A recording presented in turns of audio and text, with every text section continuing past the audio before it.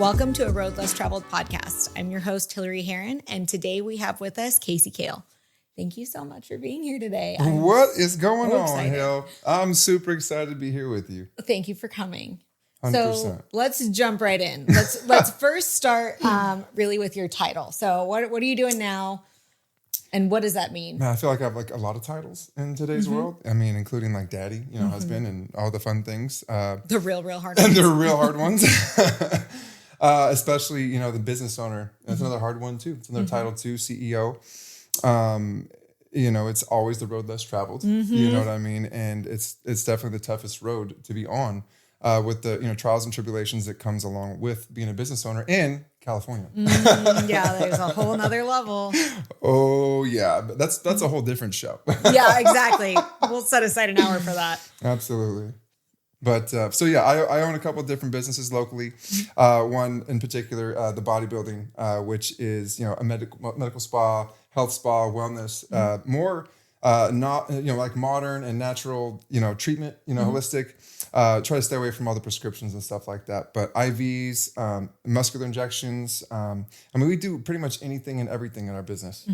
Where I discovered cryotherapy, which is amazing. So from that, I'm going to actually parlay that in. Mental health is a big deal this month. It's Mental Health Awareness Month. Do you find that a lot of your clientele is there for their mental health, or is it mostly physical wellness? I make it very clear that I feel that everyone should come to my business for mental health. Physical health, that's what is there, but the mental health comes along with it. And I think that is probably the most important facet of what we do, especially since COVID. I think COVID took a toll on a lot of people, a lot of families mentally, left me in a very dark place to come out of, just myself personally alone. And it's a battle that I see, almost every person struggle with daily, whether it's a physical element, a mental element, a spiritual element. There's just so much to unravel when it comes to mental health and fortitude, for that matter. In today's world, it's a thing. It's a serious thing. I mean, it's so important to hear a male say that, because there's so much stigma attached to it still. Do you think people are more likely to seek out like a physical resolution, which we all know is not a real thing for mental health, but a resolution than it is for them to maybe go see a therapist or seek? I think it's becoming more socially acceptable to seek help. They got apps now, and they've got, concierge services for mental health for, therapists or psychiatrists. For me, I needed help, right? I needed to say, okay, I've been through a lot. All right. These cameras, these lights are, was my life for 10 years. Yeah. Being on a reality TV show that wasn't real, really opened up my eyes to how the world worked. But also it closed me off to a certain part of my ability to understand and comprehend. It's literally called Part X, right? And I was in a place called Part X, which was diagnosed by a really world-renowned psychiatrist and therapist, and my own, for that matter. I did one of my first TV shows I did was VH1 with DMX, and it was Vienna, was my ex at that time. And we were on the show called Couples Therapy. And that's where I first started learning about mental health.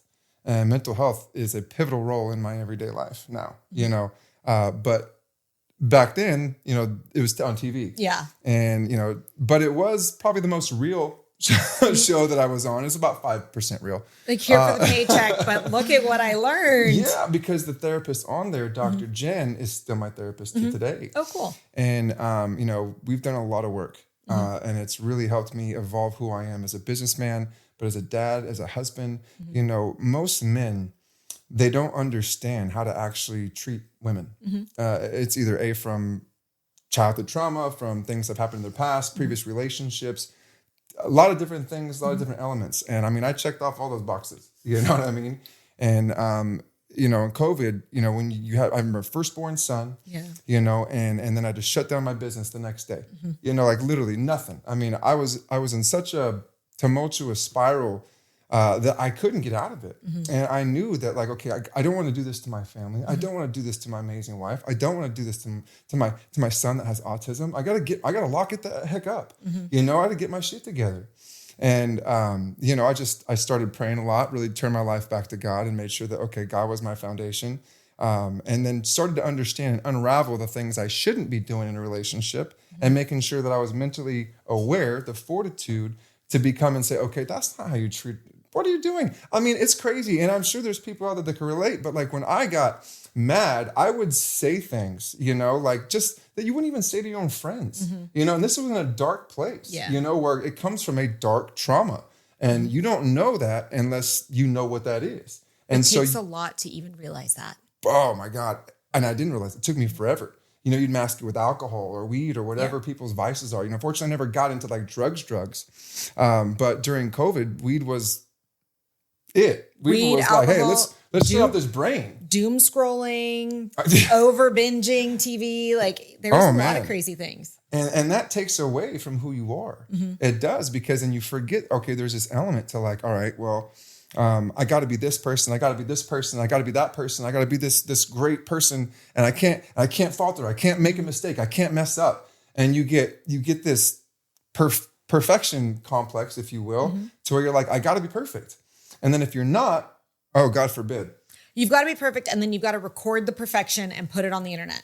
There you go. And you have to have the energy to do it all while simultaneously showing up as a wife, or as a husband, as a father, as a business owner. And it's exhausting. Completely exhausting. And I've met your wife. She's pretty incredible. Thank you. And you guys work together. Oh, yeah. There's that element too. There is a whole nother level of seeing the person that you are, spending forever with every day, no time apart, stressed out. Your business is shut down. Finances are all over the place. You got to do this. You got to do that. You got to rob Peter to pay Paul. You got to figure out how to keep your business open. And then fast forward, I had, one of my best friends steal from me, from my business. What? My chiropractor. Yeah, it was terrible. That's terrible. It was absolutely terrible. That's a whole story for a whole different day. Well, I'm sorry to hear that. You know what I mean? And we had to recover from that, and for me, that was during the worst times of my life, to whereas I just needed someone to say, hey man, are you doing okay? Are you all right? Like, let's go to lunch. Like, can I take you to dinner or something? Like, you seem like you're in a dark place. Your business is shut down. You got this going on. Instead I had people still attacking me.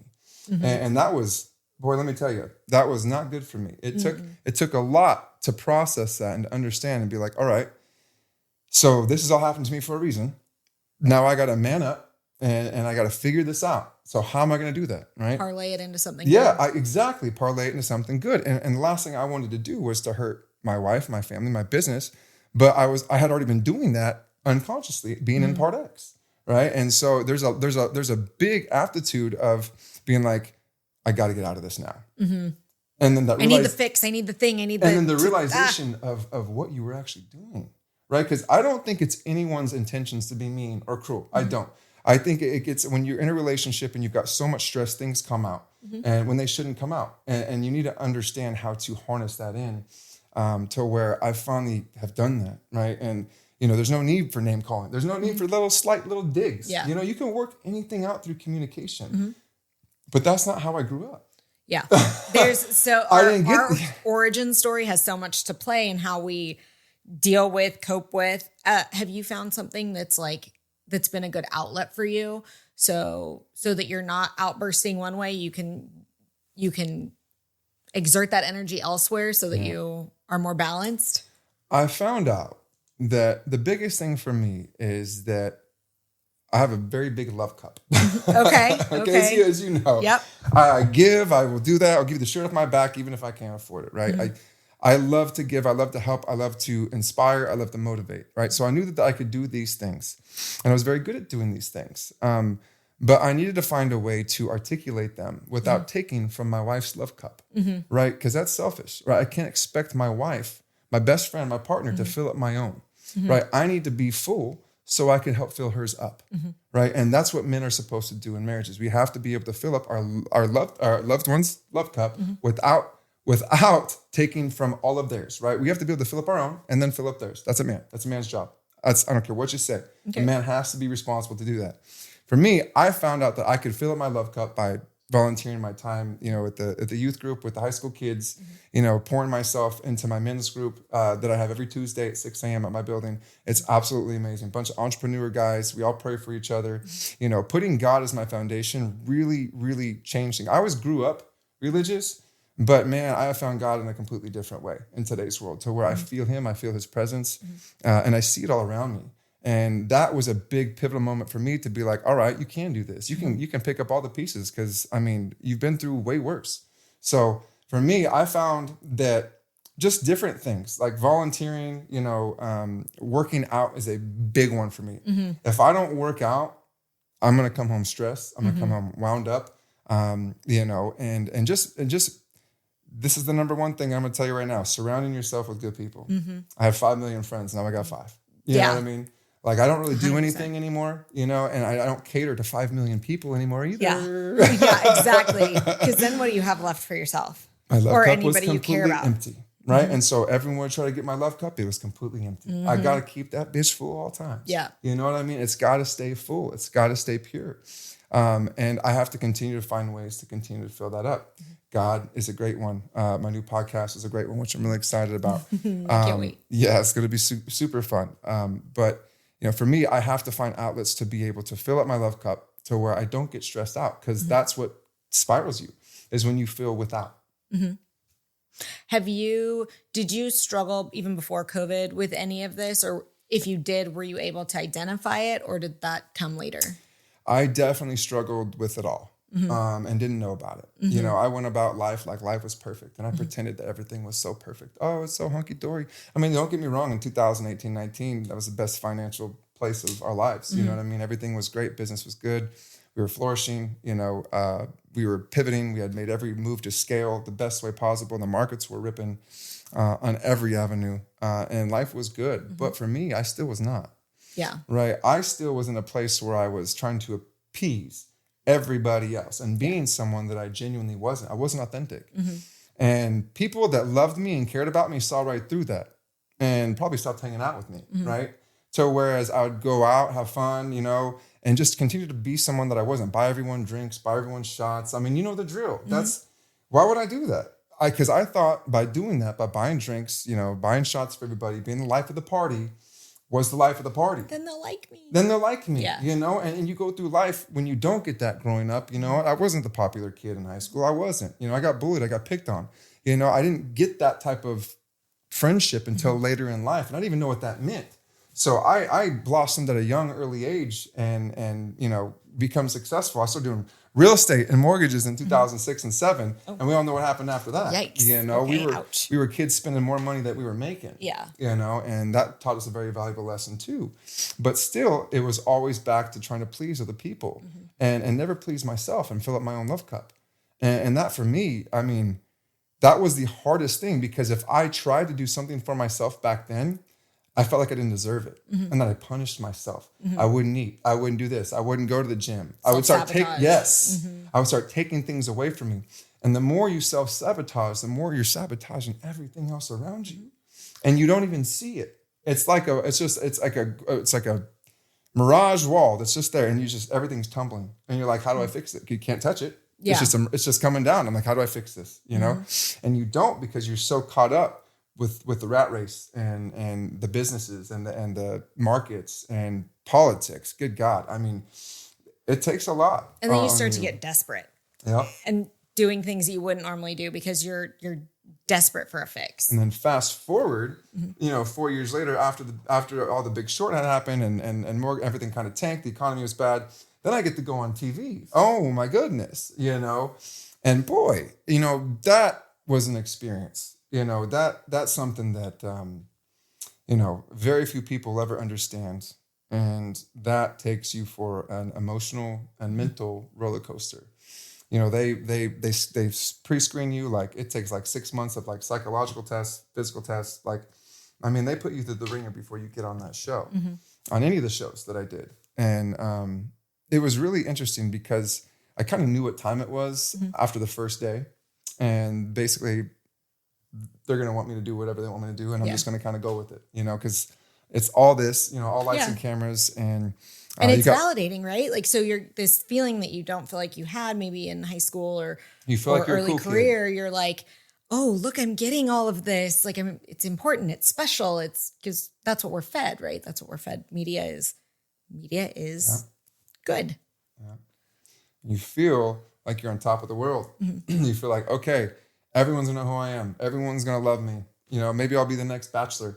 These are the questions and things that you're being prodded with the production team too. And what people don't realize is there's a lot of more production that goes on to the actual show. I mean, there's so much of evil completely in those shows. And honestly, it's really scary. What they don't talk about is the suicides that have come from that show. No one wants to talk about that, but it's there. And if people actually do the research, they'll see the names. I lost a very, very, very close friend of mine to suicide. That's devastating. Very devastating. The idea to prop you up that high, that it's a long way to fall, right? Very long way to fall. I can see how that would happen. Especially if you're not equipped, and you've had trauma in your childhood, you've had certain things happen that you're just used to, and those might be the norm for you.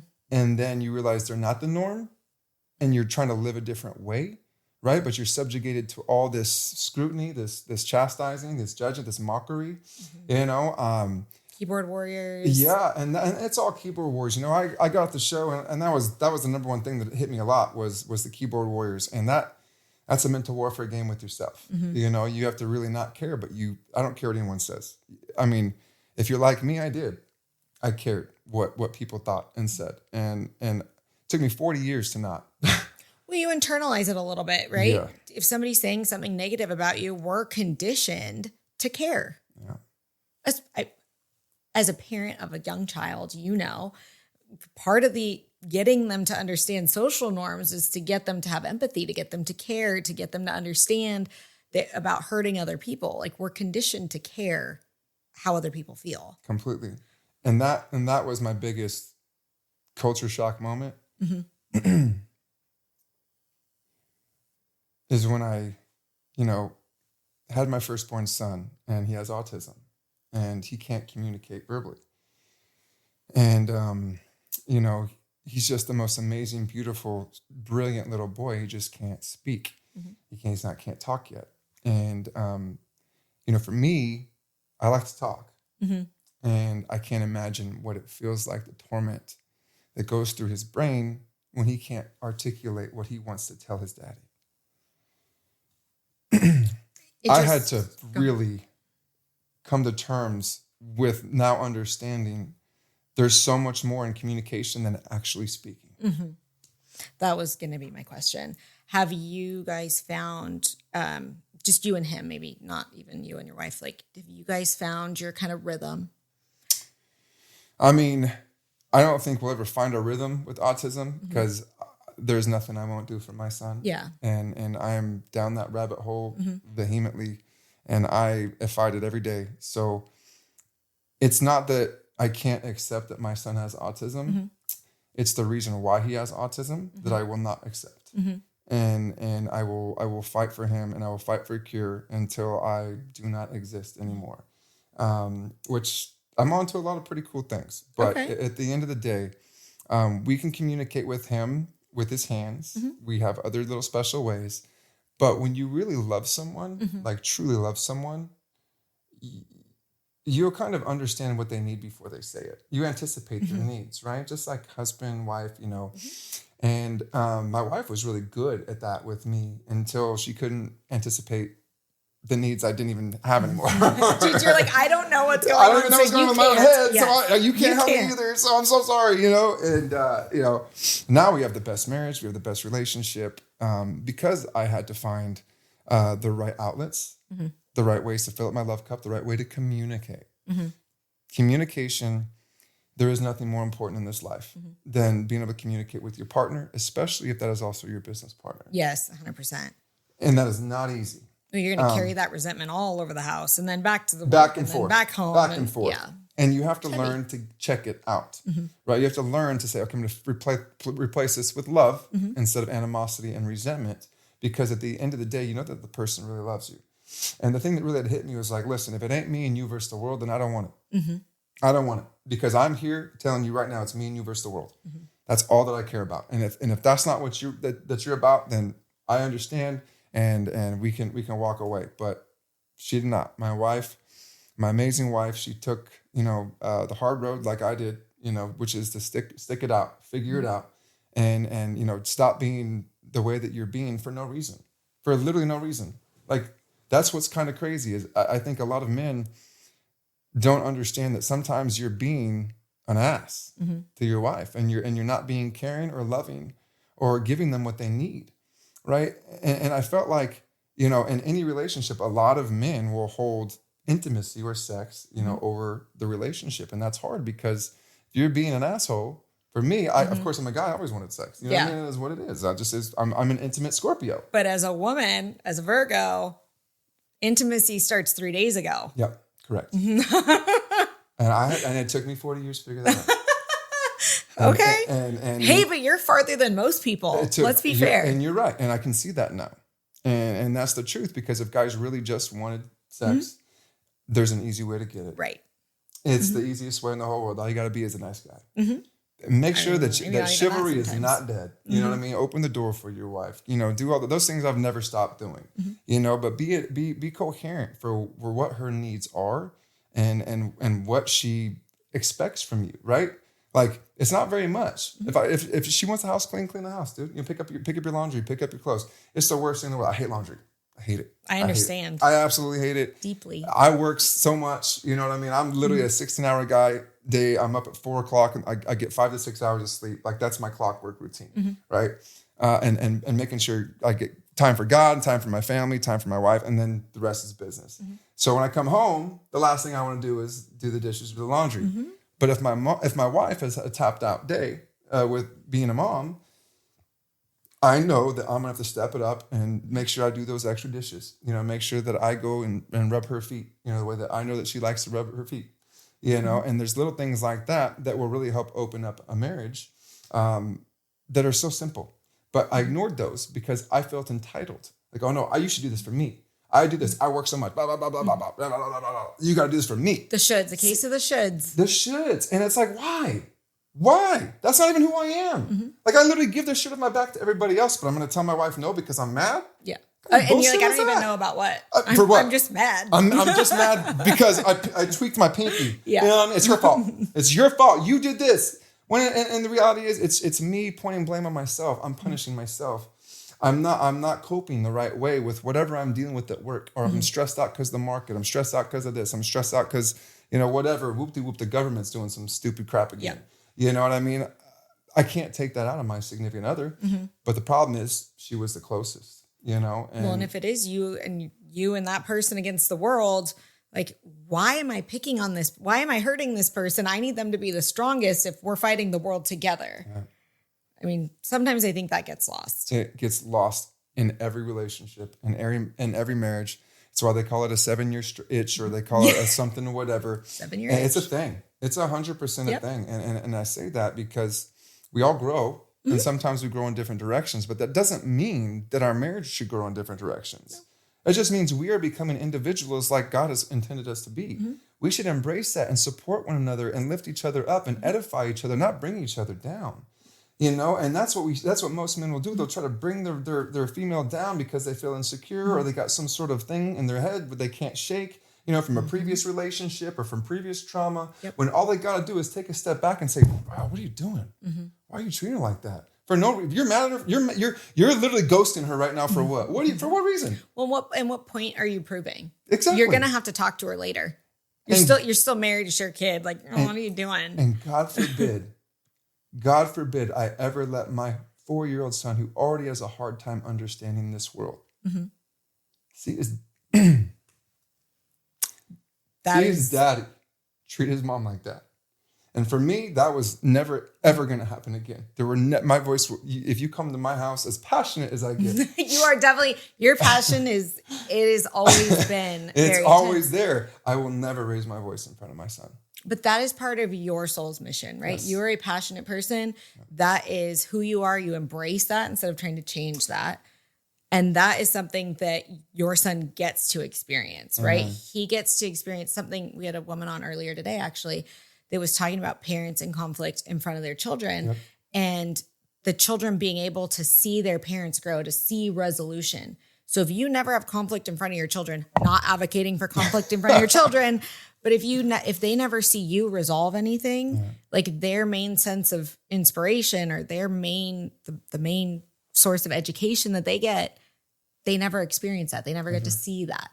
So you're doing good by your son, letting him see that, letting him see growth. By being what? Just good to my wife? Being nice to my wife? Cleaning up after my wife, doing some things that she might not be so tired after taking care of. And by the way, for any men out there that discredit a single mom or even whatever, married mom, stay-at-home wife, any man that discredits a woman that does that, shame on you, because it is a very, very hard task. And honestly, I don't know how some single moms can do it. My mom was she was a single mom and raised me and my brother, you know, and honestly, like I just got to give my mom credit, you know what I mean? Being single and trying to raise two crazy boys, you know, I can't imagine. And, you know, I felt like that's kind of what it was there in the beginning, was my wife trying to raise two crazy little boys. Yep. And you know what? There will be times where that's exactly what's happening. I agree. And that's just a part of life. There are times when, you know, my husband Kevin will say to me, like, what are you doing? Yep. And I'm like, oh, I don't know. I'm being like a 5-year-old right now. So just like, leave me alone. Let me just go do that. And that's okay. And that's okay. It's perfectly fine. We all need that. We got to give each other a little bit of grace. Yes.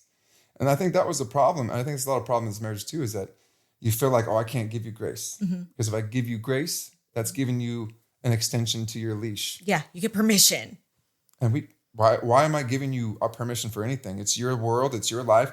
And that was like a thing. It's another eye-opening thing. It was like, whoa, what the heck? Like, but that's what social media teaches us to act. They teach us that men should be controlling or men should be in control. They have to have this. No, that's not it at all. That's not life. That's not a partnership. That's not a marriage. Being not nice or being not good to your significant other it's literally one of the worst things in the world, because you committed to that person for the rest of your life. They're your partner. Why are you cutting down your partner? None of that makes sense to me.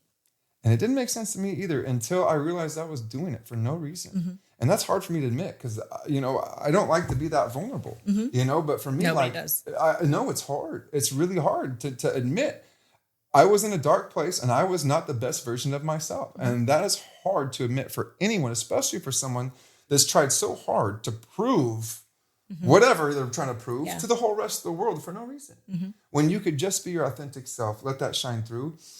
And man, honestly, I can sex whenever I want now. You know what I mean? Like, honestly, but now it's like it's not even that. It's I feel loved by my wife again. I feel genuinely cherished. I feel respected. Whereas when I was going through all those times, I didn't.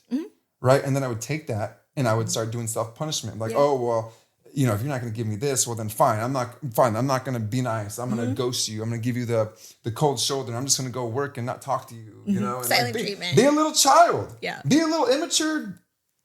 Like, you know what I mean? Like, what's the point of this? I love that it's like the silent treatment. And you're like, I'm going to punish you by not talking to you. And she's over here like, thank you, God, you've been being such a dick. No, that was exactly her. No, that was straight up. Like, honestly, here I am thinking I'm punishing her. Yeah. You know what? I'm not talking to you. She's like, thank God. Finally, he shuts up. Yeah, I get it. We go through it too. We go through it too. We all do. But there's growth. But if you don't take it for growth, that's when you fail. That's when you give up. Just like in life. I feel like when people, you know, they go home, they give up. They're like, I don't want to do this anymore. Yeah. That's when you die. That's when your marriage dies. Is when you give up and you feel like the second that you feel like you can have or find something better is when you've already lost. How do you guys rest and recharge then? Because sometimes you work yourself, and I say work yourself, meaning the trials of parenting, the trials of marriage, the trials of work, and you're at the end of your personal rope. Oof. Like, and you guys both need to rest and recharge. Is that something you do together or separately? Man. Or both? Pre-COVID or after COVID? I mean, what works for you guys? Post-COVID was a big life-changing for me, right? I changed a lot of my lifestyles. I've changed a lot of my friends. I changed a lot of things after COVID. I was in a very, very, very dark place in 2021. And man, I had to crawl out of that hole with every ounce of energy I had. I almost chose to give up. And that was a really tough year for me. But it also opened up my eyes to a lot of my actions, and it was all my own doing. You know, everything that we do is all controlled by ourselves. And I finally learned I can't control anybody else. That's a hard one. It is the hardest one. It's still a hard one. And even when you say it, you still don't understand it. I agree. You can't control anyone else but yourself.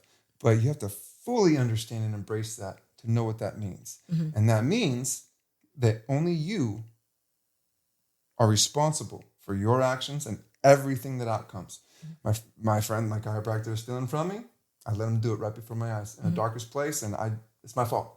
You know what I mean? I could have changed that. I could have changed a lot of different things. I could have changed the things that I did and said to my wife. I could have had 2 more babies by now at this point. You know what I mean? If I were being the man that I should have been to my wife, you know?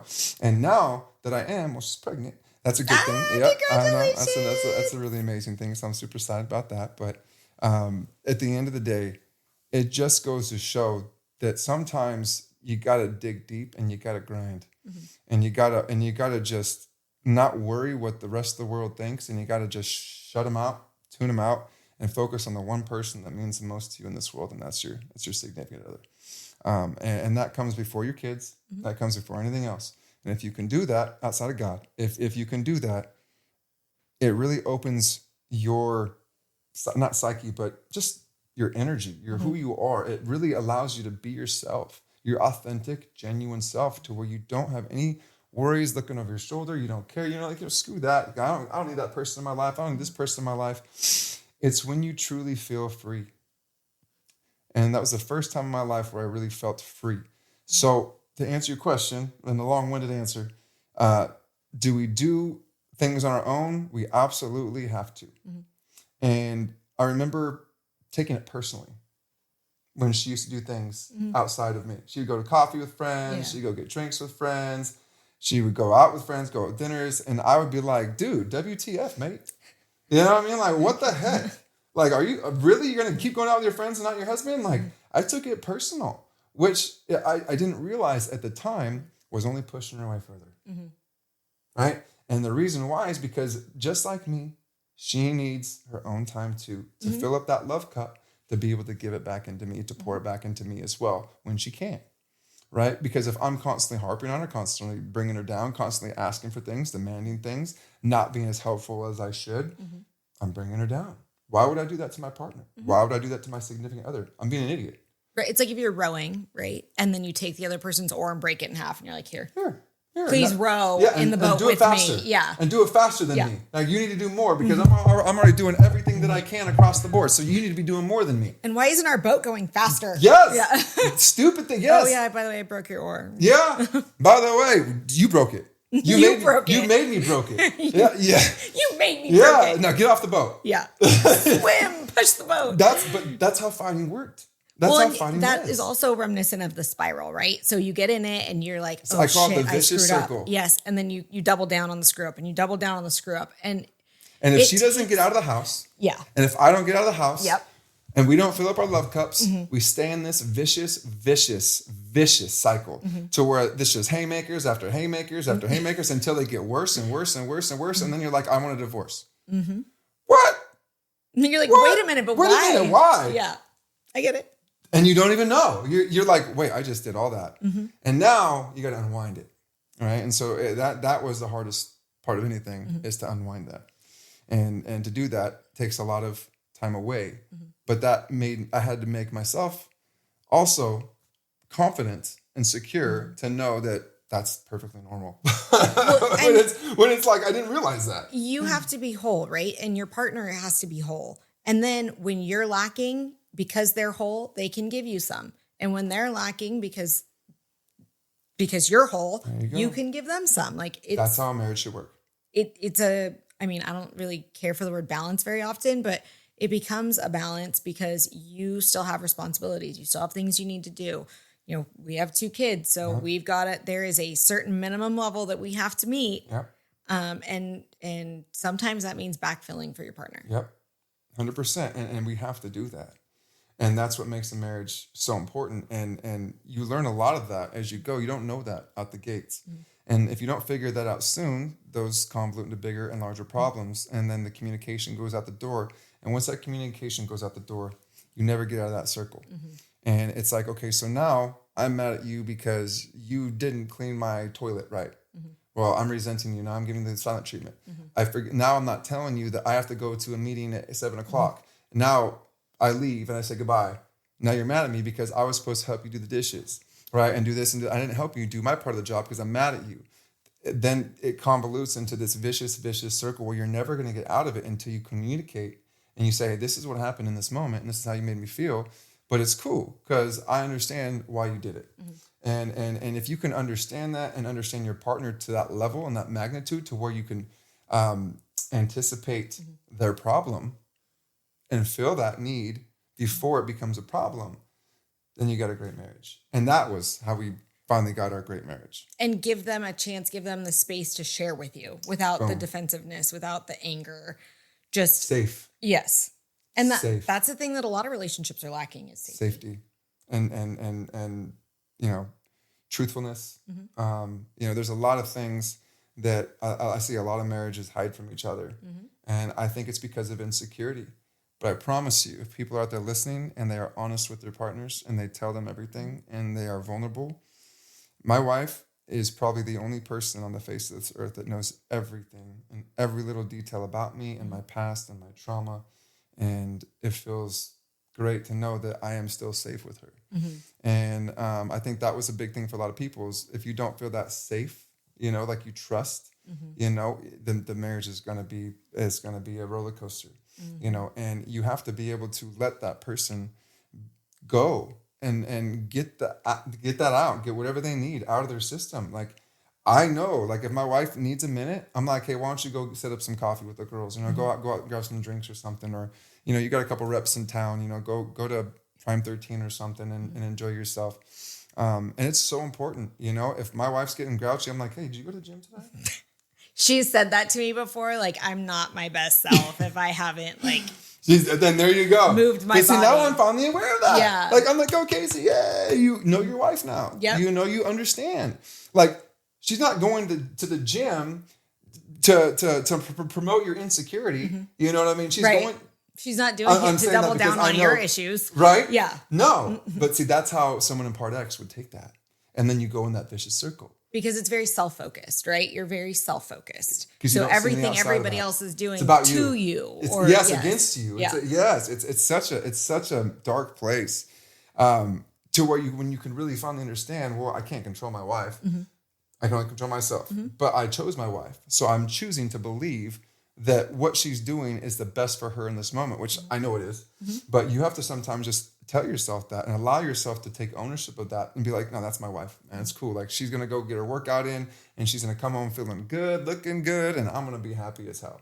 Well, and also having the freedom and, like you said, the safety to be like, I know that you really, really, really, really need this. Can you maybe postpone it 30 minutes because I really need X? Or, hey, when you're done, can we sit down and talk because I'm lacking in whatever? That's huge and something that people have. Something I was never able to do before. Mm-hmm. I could never sit down before COVID and have a conversation with the love of my life, my partner, who loves me unconditionally, and tell her my faults. Mm-hmm. Couldn't. I mean, in fact, I would used to lie about my faults, to cover them up, mm-hmm. because I was so ashamed of myself, because that's how I felt growing up, mm-hmm. Ashamed and just. When you have these emotions, they don't go away until you can get them out of your body. And mm-hmm. it took me a long time to get them out of my body. Anxiousness, social anxiety, you would never know. Mm-hmm. I masked social anxiety with alcohol. Mm-hmm. You know what I mean? And that was a big thing that a lot of people do, mm-hmm. And it convolutes and it suppresses and it gets worse and worse. But you have to finally make that decision to say, dude, what am I doing? And that is the hardest road traveled because you've already done the damage at that point. Taking a look at yourself, right? Turning your eyeballs around and being like, the only thing that I can control is myself and how I act or react to anything. I can certainly be a coach from the stands for everybody else, but what good does that do? Let me ask you something now, because this is exactly what helped me realize, which I'm hoping a lot of people will also understand too, is in that moment that you just said, okay, I've just realized my own self. Then you realize how you were talking to your significant other. Mm-hmm. And then you're like, why did I choose to act that way? It's also probably the way you're talking to yourself inside your head. That's the problem. That's why I was going to go with that. As men, 99% of men experience what I've experienced. Mm-hmm. And they probably still are, and they don't even know it. Mm-hmm. They don't even understand it. And it's a long process to get out of it. But when you do, you become a man. Mm-hmm. That's when you become a man. That's when you become a boy. That's the moment, in case anybody was wondering. That's the moment. That's when you become a man. And then you can control, like we talked about, your response from this point on. So if you do something that's going to piss me off, that's going to annoy me, and you don't walk the dog and the dog shits in the house, whatever, and I blame you for it, I'm not going to react to it. Mm-hmm. I'm going to go clean it up. Because I know that my wife probably is going through something in that moment, and I want to make sure that she knows that I want to support her, not bring her back down. Mm-hmm. So, for example, literally 2 days ago, the dog shit in the house. She didn't walk the dog. It was her, or she had to walk the dog. Mm-hmm. Dog had to go. We were busy. It is what it is. She's got the baby, whatever. She's carrying one too. So she's tired, and the dog shit in the house. And I didn't say a word. I just went and I cleaned it up. And that was her love language. Like, all right, she gets a pass. She's growing a human. Fine. And if you do that every time, it works. And then it makes your wife love you like you've never been loved before. Mm-hmm. And it changes everything. And then nothing else matters. And it really opens up a cathartic marriage, a cathartic relationship where you're like, oh man, this is what people talk about. Mm-hmm. This is the marriage that people talk about. Is it going to be perfect forever? Absolutely not. There's going to be, triggers, but now you can be aware of those triggers from early trauma, from early childhood, from previous relationships, and just your overall growth as a man. But it's not easy. But that is how you become a man, is by understanding your own needs and know that you can't control anything else around you except for yourself. And then control them. That's the key. You can understand it, but becoming a man is actually putting it into action. Having like the foresight, the wherewithal to be like, man, I have this feeling, but I'm not going to react to it. Yes. And that's very hard as a man. It's hard as a woman. I bet it is. I bet it is. And I know that. And that's also something that has helped me grow too, is knowing my wife, knowing now, especially, but she's, pregnant. Mm-hmm. And she's a little... Oh, you know what I mean? Y'all know what I'm talking about. Mm-hmm. And she'll snap at me, and I'll just sit there and take it. In about 5 seconds, she'll be like, okay. And then she'll try to come up to me. I'm like, this is so much different from our old fights. It's night and day difference, which I'm so grateful and so thankful, that I did get the help that I needed, mentally and emotionally and spiritually. And if I didn't, I'd have taken the easy road. Mm-hmm. And one of them, I could have taken a whole different road too. But I could have taken the easy road, which is, screw this, I'm out, I'm going to go find something new and, whatever. Mm-hmm. That's not what God intended us to do. We made a commitment to our families, to our kids, to our wives. And we have to honor those. As men, we have to. And we have to stand by the vows that we said and we gave to the love of our life through thick and thin. Mm-hmm. And, I'm so grateful that my wife, endured that as well and said, I'm going to stick with you through thick and thin. And all while she was going to school too. So she's a tough cookie. All while she was going to school, all while we were raising a little baby with autism, and we didn't know yet at that time, but it's a lot. Mm-hmm. It's a lot. And it's been a very, very, very tough road. But, I would, if there was ever happen again, if I'm watching the outside, if I'm betting on someone, I'm betting on me and my wife now, and it's powerful for me to say, because for a second there, it was really hard, and I just wanted to quit, and most people do. Mm-hmm. Well, life is hard. Life is not easy. I think that this conversation will be so helpful for so many people to not feel as isolated. to understand that there's struggles, like what you see in little bubbles on their little squares on the internet, or the person you see maybe on TV. That is not. Sorry, as much as you call it reality, whatever, it isn't reality. The reality is the day-to-day grind. There's nothing on TV that you see is pretty much real for the most part. Yeah. It's all scripted. It's all produced. And it's. It has to be to put into 30-minute segments, right? Like, yeah. It's crazy. It's a whole different world. That all it does is take from you. It doesn't give.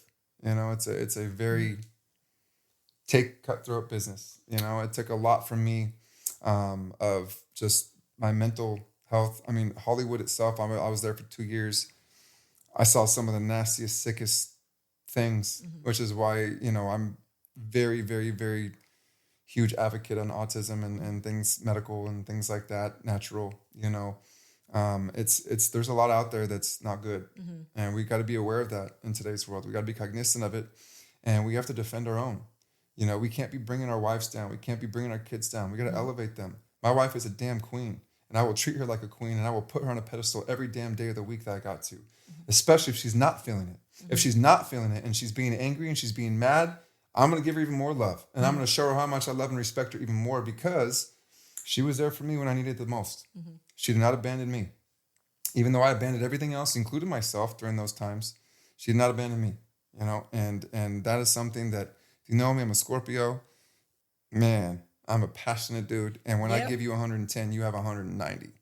And that's never going to go away now, And so I feel that I got the help I needed, took care of myself, fill up my love cup, and make sure that there is absolutely no other vicious circles getting in between me and my family ever again. And, it's a powerful thing to say, and a powerful thing to know, and a powerful thing to act out.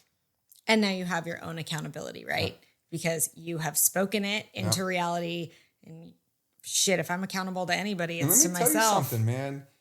Confidence is sexy. Listen. It is. I mean, look, society reinforces that. Yes, it does.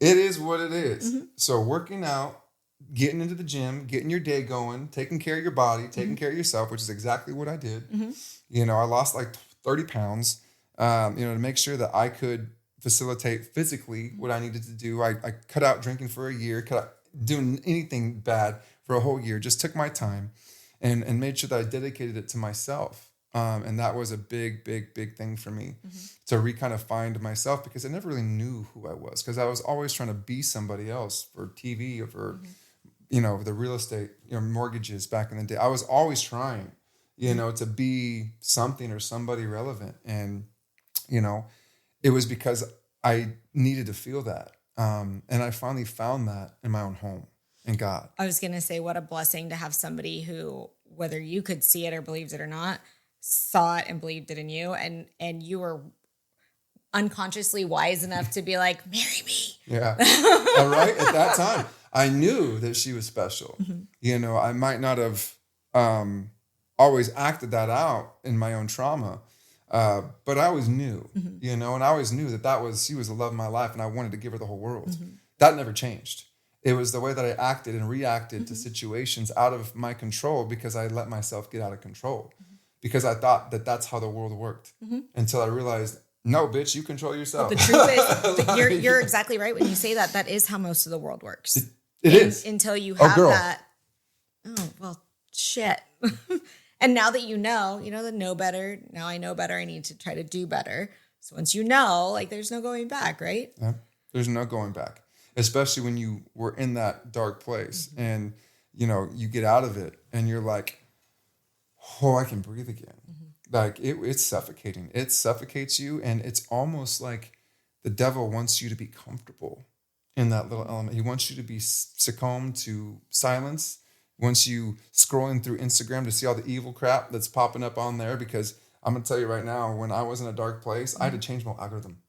Like it was all about single mindset, guys partying, guys out doing stupid stuff, I mean, that was all my Instagram was, talking down on women, You're like, how did we get How did I get and so I'm like, now I'm cognizant, and now I'm scrolling through my Instagram like, Jesus. I feel like I'm going to like this one instead. Yeah. Like now if I'm you going to linger on this longer. Now, if you scroll through my messages, you'll see like I send it to my wife almost every day. Good marriage, quotes, successful marriage quotes, successful business stuff. It's a different thing. You are what you put yourself around. Mine's a lot of raccoons right now. So mine, maybe I'll you're tell you where raccoon I'm at then, girl. mentally. Yeah.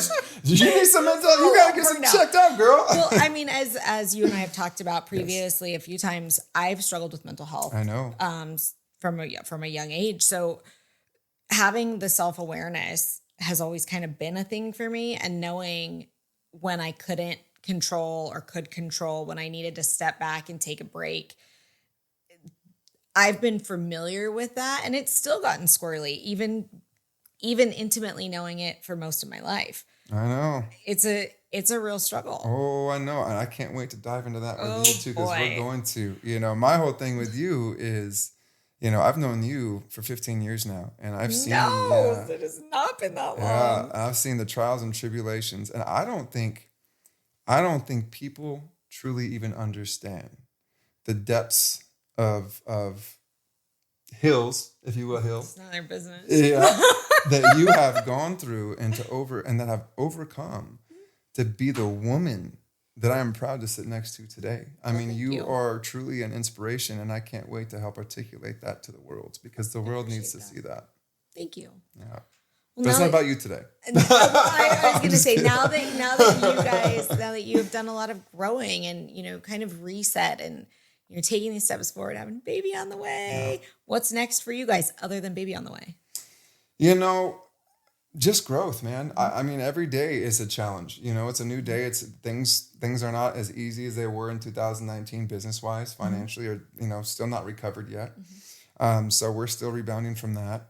But honestly, it's an adventure every day for us, and we walk through it every day, and it's all about communication and spending some time together when we can. It was funny, we don't really do anything or drinking, but we had a wedding just this last weekend, beautiful wedding at Fort Washington with some good friends, and it was the first time that we both kind of got out of the house, had a sitter, which is hard as well.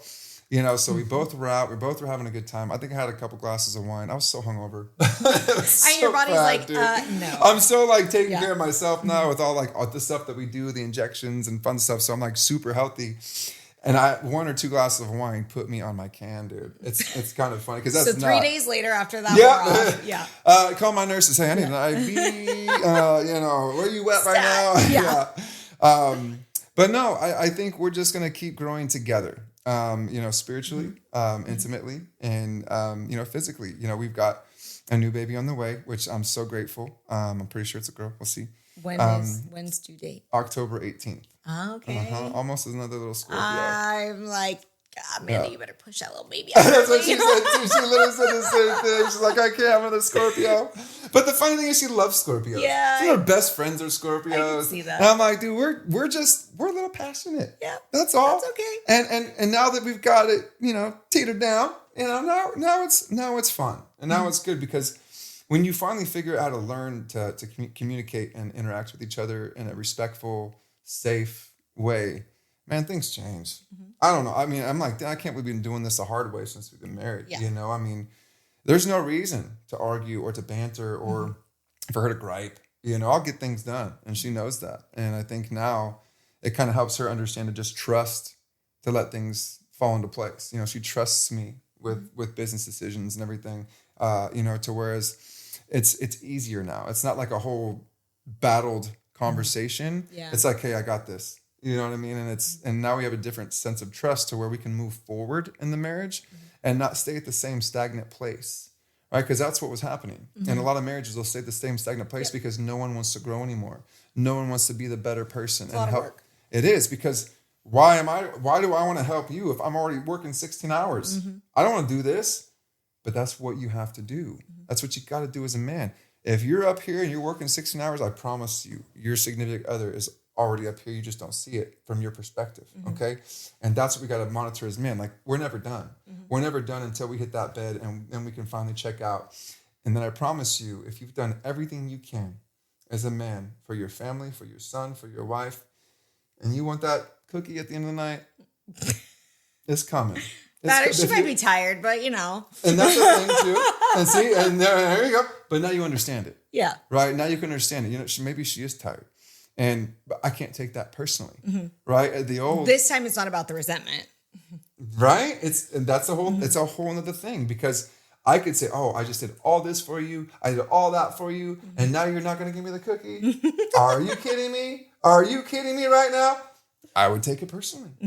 That's a huge problem in a marriage. You cannot take that personally. You got to say, all right, babe, hey, let me turn over, let me rub your back and help you go to sleep. Because you're going to get it in the morning.